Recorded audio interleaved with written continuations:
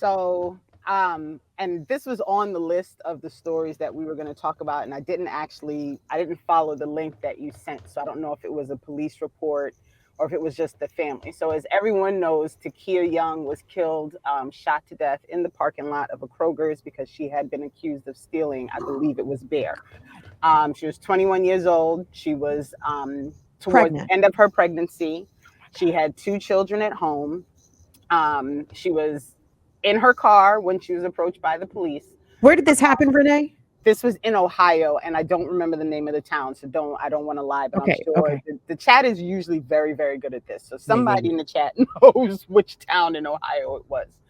Um, there were two officers in the parking lot already at the Kroger's because there was a customer who was having an issue with their automobile. They were already in the parking lot. Someone from the Kroger's came out and yelled that people were stealing and pointed out to Kia as one of the people who had stolen something from the supermarket.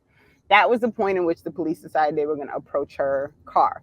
Now, I know as a Black person, if two white officers start yelling at my car, I'm not trying to do whatever it is that y'all are yelling about. I'm trying to figure out, can I find my phone? Can I call, whatever to make sure that I'm protected in that moment. What ensued was banging on the window, cursing, screaming, pulling of guns on someone who is simply trying to leave the parking lot. When they released the video, it was very, very clear that she said she didn't steal anything, that she didn't know what was going on, that she just wanted to go home. One of the officers decided to step in front of her car because that's what they do, even though it is against the policy of most police officers. You are not supposed to step in front of a vehicle. He intentionally stepped in front of the vehicle, and we all know that it's because he wanted to be able to later say, oh, I thought my life was in danger. She was going to run me over. And then he proceeded to shoot through the windshield, and he killed that young lady, executed her for what was supposed to be stolen beer, which, according to what I'm reading, she didn't actually even steal anything. Of course not. Of course not. And, the first officer is still suspended. I don't know if people realize that the second officer has already been returned to duty, even though he was the first one to approach the car. So I have been tweeting about this because this is what I do. And I came across a tweet from Nina Turner, who was like, the death penalty is not this is not a response to shoplifting.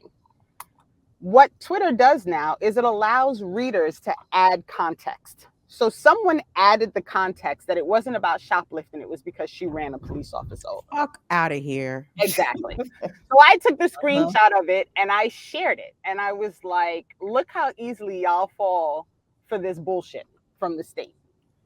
So, in response, this Black cop out of LA, who is a motivational speaker and who has a book and who supposedly has done all this work in LA, started to respond to me to let me know how wrong I was.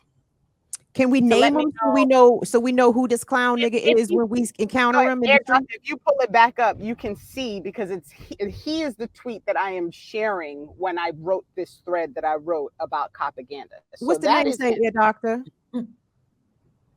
Oh, my bad. Dion Joseph. It's Dion Joseph. So he has a whole shitty website selling himself and yada yada, and all his awards that he's gotten, since 2015. That's the last year he has an award listed on his website. But he decided to come for me to tell me how uneducated I was and how much I didn't understand and how much I didn't know about policing and that I am wrong and that the car was her weapon and that it was so outrageous. And I had initially blocked him. And then I remembered that this was going to be an opportunity for me to show people what propaganda looks like. So I unblocked him. And I let him know I'm leaving you unblocked because I need people to understand what propaganda actually looks like. And then he tweeted out the dumb shit that he tweeted that you can see right there. Read it. And Jack, you have to read it because somebody read it because I'm driving. So he says no. The suspect escalated it by fleeing and trying to run over an officer. If a suspect runs or fights, it's human nature for officers to escalate. But I thought these motherfuckers were highly trained, though. But let me finish reading. Let me finish. Not just officers, civilians do it too, but we're not trained like the pigs are supposed to be trained. And many of them are justified in doing so. But see, I'm not going to step in front of somebody's car. Okay. Okay. Getting home safe is a two-way street. Yeah, not really. Not if I intentionally step in front of your car. So, of course, if an officer is trying to stop you from fleeing, they are going to be in a heightened state. This is amazing that he said this. Mm-hmm. So what does that mean? That justifies? Cops are reactionary. This is one of those examples when people use a word they don't realize they are telling the absolute motherfucking truth. Telling on themselves. What cops are. Reactionary is just the reason we call people reactionaries is because their response to any kind of progress is a violent reaction to stop that progress. That's what a reactionary is. So he is absolutely telling the truth about the cops. They are reactionary, violent agents of the state. He said, if you run after committing or being suspected with reasonable suspicion, of course, what does that mean with reasonable suspicion? The woman is sitting in her car. She says she doesn't know what's going on. Did they see anything in her car? So why is her suspicion still reasonable that she committed a crime? Why? Of a crime, we will chase you. If you fight, we will fight back. If you shoot at us, we shoot back. If you try to run us over, we shoot back. So what's the solution? How about folks not doing those things? How about you not try to assault somebody in a grocery store parking lot for being suspected of petty fucking theft? How about that? How about you not step in front of someone's car when they're in their car trying to leave, trying to go home, just so you can have the excuse to shoot them and their unborn child dead? Let's not forget that, because this is the pregnant sister, right? Yes. Yes. Yeah, the baby died also. Yes, the baby also died. So there should be 2 counts of murder that this cop will eventually, hopefully, face. Because isn't Ohio one of those big, the heartbeat laws? You know what I mean? Well, that don't apply to us. That does not apply to us when the cops kill us. No, that doesn't apply to us. No. Now, if another Black person killed her and her baby died as a result, oh yeah, all those charges would come in for the unborn child. But the cop, no, don't expect it. And this is the problem. So, and I'm glad that you were able to pull up the whole thing, because I was having a problem seeing the entire tweet. But what I really wanted to point out to people was how absurd this entire thing was. And this was one of the last things that he sent to me. This was not the first thing that he sent to me. He was on, he sent so many tweets about how ridiculous people are and what do we expect to happen. Yeah, and this is somebody who literally sells himself as a cop who doesn't use his gun and who tries to help the community without force. This is what we're dealing with. So I really wanted to bring this out and point it out, because this is, when Deruba says stop calling them police, you need to call them armed agents of the state. Mm-hmm. He is 100% correct, because that's what they are. They don't care about people. They don't care about babies. They don't even care about the damn bear.